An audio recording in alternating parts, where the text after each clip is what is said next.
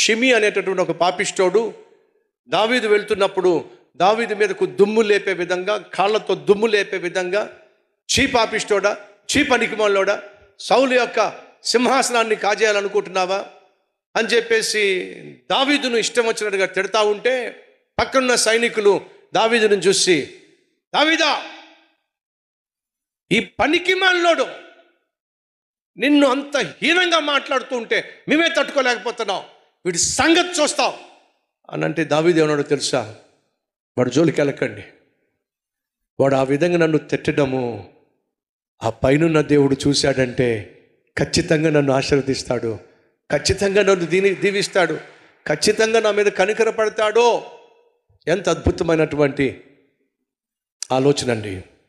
ఈ సహోదరులు మత్తయి సువార్త 5వ అధ్యాయంలో చక్కని మాట ఉంది. 11-12 వచనాలు. నా నిమిత్తము జనులు మిమ్మును నిందించి హింసించి మీ మీద అబద్ధముగా చెడ్డ మాటలెల్లా పలుకున్నప్పుడు మీరు ఏమిటంట? ధన్యులో. ఆ తర్వాత మాట ఏంటో చూడండి. ఏం చేయాలంట?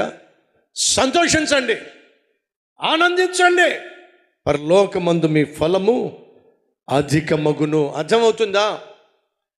వ్యక్తిగతంగా కావచ్చు, కుటుంబ పరంగా కావచ్చు, సేవాపరంగా కావచ్చు, నీ జీవితంలో నిన్నెవరైనా నిర్నిమిత్తంగా ద్వేషిస్తున్నా, దూషిస్తున్నా, ప్రాముఖ్యంగా ప్రభువుని నమ్ముకున్నందుకు, ప్రభు పరిచర్య చేస్తున్నందుకు, ప్రభువుకు సాక్షిగా జీవిస్తున్నప్పుడు ఎవరైనా నిన్ను హేళన చేసినా, కించపరిచినా, ద్వేషించినా, దూషించినా బైబిల్ సెలవిస్తుంది. సంతోషించండి, ఆనందించండి. ఎందుకో తెలుసా?